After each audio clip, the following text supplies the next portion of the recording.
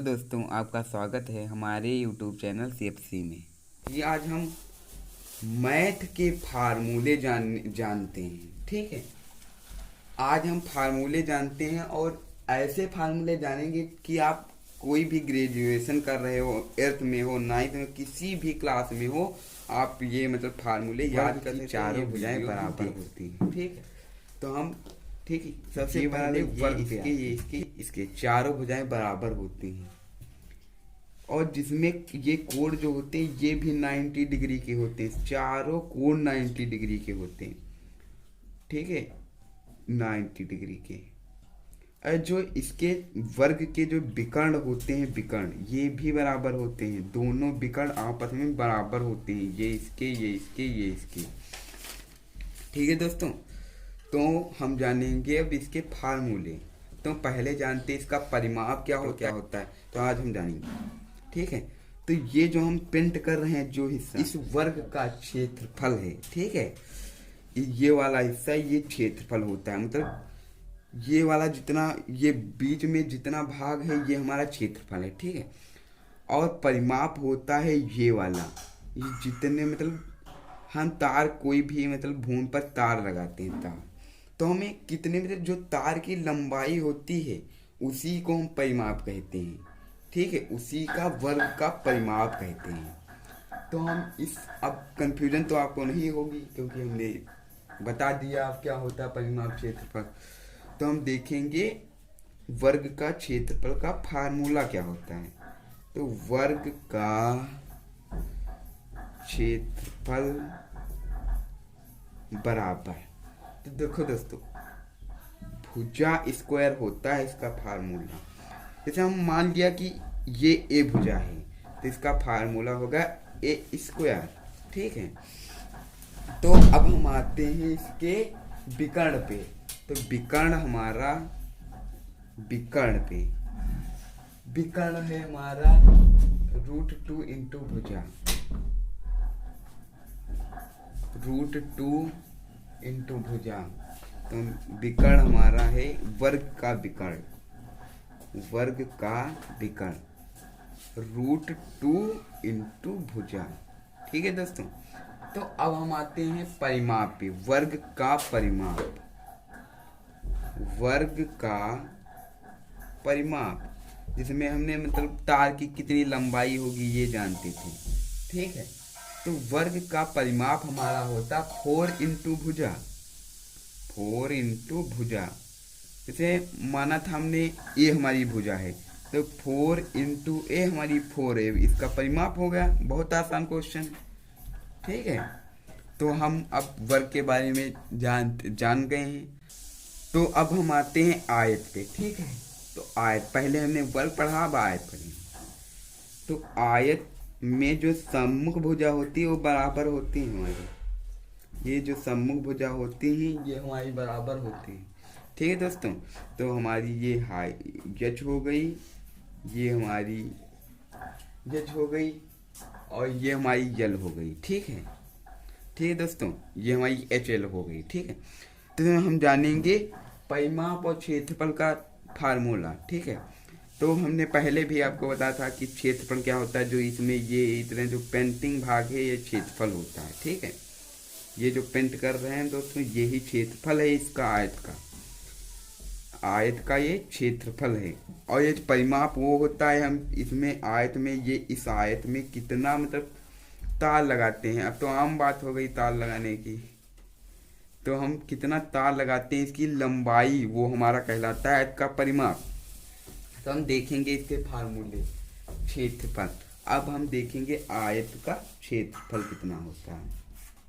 आयत का क्षेत्रफल, देखो दोस्तों, पहले हमने इसमें किया था भुजा स्क्वायर वर्ग में, तो इसकी चारों भुजाएं बराबर थी, इसकी तो सम्मुख भुजाएं से बराबर है। तो इसका फार्मूला होता है लंबाई गुणे चौड़ाई।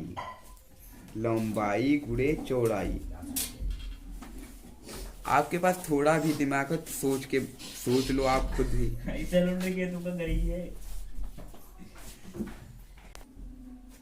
तो आप जान सकते हैं कि इसकी जो लंबाई है, इसकी जो लंबाई है हाइट है, ऊंचाई, इसको हम मल्टी कर देंगे, मल्टीप्लाई कर देंगे इसकी इससे, तो हमारा क्षेत्रफल तो वैसे ही निकल आएगा। ठीक है, तो इसका फार्मूला होता है लंबाई गुणे चौड़ाई आयत का। अब हम इसका देखेंगे और इसको अब हम इसको इंग्लिश में भी लिख लेते हैं, A बराबर L इंटू बी। ठीक है, अब हम देखेंगे आयत का परिमाप कितना होता है। आयत का परिमाप जिसमें हमने तार लगाया था, तार की लंबाई कितनी होगी। ठीक है, तो इसमें देखो दोस्तों, वर्ग में हमने बताया था वर्ग का परिमाप 4 इंटू भुजाएं, क्योंकि इसमें चारों भुजाएं बराबर थी, इसमें तो है नहीं। ठीक है, तो इसमें 2 लंबाई, ठीक है, 2 लंबाई और 2 चौड़ाई, 2 लंबाई प्लस 2 चौड़ाई। ठीक है, तो ये होता है इसका फार्मूला। मतलब इसको हम अगर उसमें कॉमन या 2 मिल रहा है तो इसमें कॉमन 2 लेते हैं। 2 इंटू लंबाई ब्रैकेट में प्लस चौड़ाई, ये होता हमारा आयत का फार्मूला। तो अब हम तीसरे फार्मूले पर आते हैं। तो हमारा तीसरा जो है क्यूब है, हमारा तीसरी आकृति जो है एक क्यूब है, मतलब घन। ठीक है, तो एक घन है हमारा। ठीक है, तो हम देखेंगे घन किसके आकार का होता है। अगर हम कमरे के एक बारे में बात कर ले, कमरे के बारे में, एक घन के आकार का कमरा बना हुआ है। ठीक है, उसका हम 5 पृष्ठीय क्षेत्रफल, पहले 5 मतलब ये चारों दीवारें हमको पेंट करनी है। ठीक है, वो जो चारों दीवारों में पेंट करने के लिए जो पेंट चाहिए हमको, ठीक है, वो मतलब चारों दीवारों को जोड़कर हमारा 5 पृष्ठीय क्षेत्रफल बनता है। मतलब ऊपर जो छत होती है और नीचे जो जमीन होती है, इसको छोड़ के हमारा 5 पृष्ठीय क्षेत्रफल बनता है। ठीक है, तो हम उसका पहले फार्मूला जानते हैं। 5 पृष्ठीय क्षेत्रफल, पृष्ठीय क्षेत्रफल। अब देखो 5 पृष्ठीय क्षेत्रफल मतलब कि 4 इंटू भुजा स्क्वायर, मतलब 4 इंटू भुजा स्क्वायर। देखो 4 और ये मतलब हमें ये 4 दीवारें पेंट करनी ना, तो हमारा 4 मतलब 4 दीवारें पेंट करनी ना, तो 4 इंटू भुजा स्क्वायर, 4 इंटू भुजा, जितनी भुजा होती है उसको स्क्वायर में लाते हैं, तो 4 इंटू भुजा स्क्वायर। अब हमें देखेंगे इसका आयतन कितना होता है। तो आयतन दोस्तों वो होता है जितना हम उस चीज में मतलब कितना भर सकते हैं, उसमें कितनी चीज हम डाल सकते हैं घन में। ठीक है, तो वो उसका आयतन होता है। तो आयतन होता है इसका 1 क्यूब। ठीक है दोस्तों, 1 क्यूब होता है, तो आप समझ गए होंगे। तो हम देखेंगे अब इसका विकर्ण, ये जो होता है ये वाला दिखाई पड़ रहा है दोस्तों आपको, ये वाला, ये होता है, ये विकर्ण होता है हमारा। ठीक है, तो इसका फार्मूला देखेंगे विकर्ण का। विकर्ण का फार्मूला होता है √3a। ठीक है दोस्तों, तो इसका फार्मूला होता है √3a। अब हम देखेंगे इसका कुल पृष्ठीय क्षेत्रफल, मतलब कि ऊपर जो छत और जमीन छोड़ दी थी हमने, वो भी अब कुल पृष्ठीय क्षेत्रफल में आ जाती है। ठीक है, तो ये तो बहुत आसान है, 5 पृष्ठीय क्षेत्रफल से ये फार्मूला बना है। ठीक है, देखेंगे कुल पृष्ठीय क्षेत्रफल। अब देखेंगे 5 पृष्ठीय क्षेत्रफल से कैसे फार्मूला बना। तो 5 पृष्ठीय क्षेत्र में हमने 4 भुजाएं ली थी। ठीक है, तो इसमें 4 इंटू भुजा स्क्वायर था। ठीक है, तो अब हम देखेंगे कुल पृष्ठीय मतलब 6 भुजा जो 6 होती हैं ऊपर नीचे और चारों ये, तो हम देखेंगे इसका क्षेत्रफल 6 इंटू भुजा स्क्वायर, 6 इंटू भुजा स्क्वायर।